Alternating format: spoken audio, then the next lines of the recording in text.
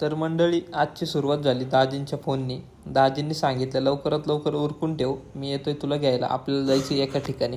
मग काय घेतलं उरकायला, आवरून वगैरे झालं आणि निघालो त्यांच्याबरोबर. तर मंडळी मी सोनू स्वागत करतो तुमचं आपल्या एका नवीन ब्लॉगमध्ये. गावात येताच बघतोय तर दहीहंडीचं नियोजन एकदम जोरदार दिसत होतं. दाजींना विचारत होतो की आपण कुठं चाललंय ते, पण ते काही सांगतच नव्हते.